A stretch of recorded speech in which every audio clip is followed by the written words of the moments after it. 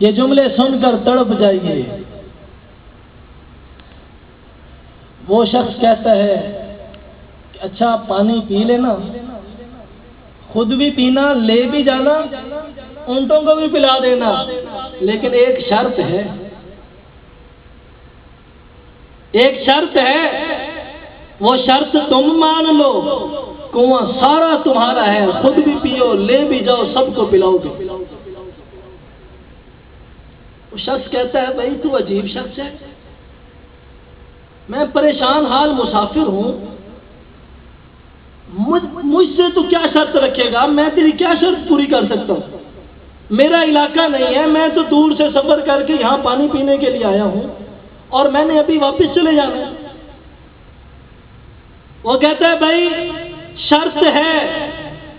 اگر مان لو تو پی لو، نہیں ماننی تو چلے جاؤ،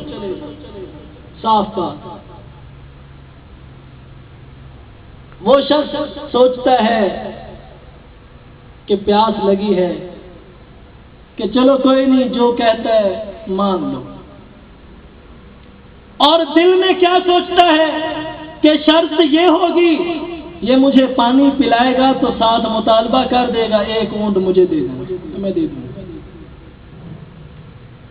لیکن اس نے شرط بڑی عجیب رکھی، اس نے کہا بھائی یہ کاغذ ہے، اس کاغذ پہ لکھ دو کہ جب تمہاری حکومت آئے گی تم مجھ سے خراج وصول نہیں کرو گے۔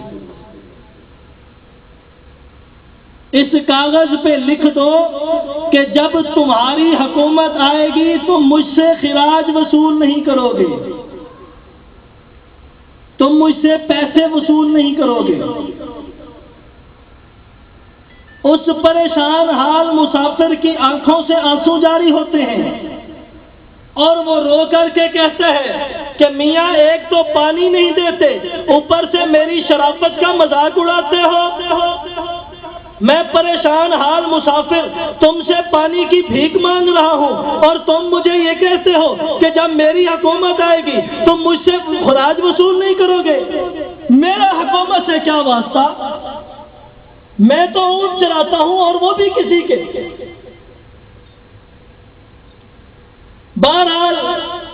کافی دیر بحث مباحثے کے بعد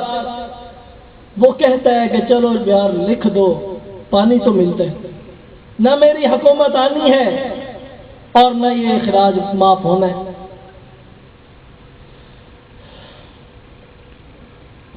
پھر وقت نے دیکھا میرے بھائیوں کہ جب کیسرے روم کو فتح کر کے وہ شخص تخت پہ بیٹھتا ہے تو وہی بوڑھا آتا ہے اور آ کر کے کہتا ہے میاں یہ رکا دیا تھا تم نے مجھے، یاد ہے کچھ،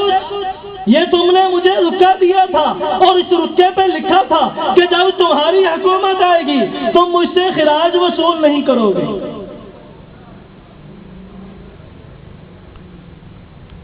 اور یہ شخص کون تھا؟ یہ خلیفہ دوم حضرت فاروق اعظم رضی اللہ تعالی، عظمت فاروق اعظم ہاتھ جوڑ کے کھڑے ہوتے ہیں اور کہتے ہیں میاں یہ بتلا دے کہ میں تو اس وقت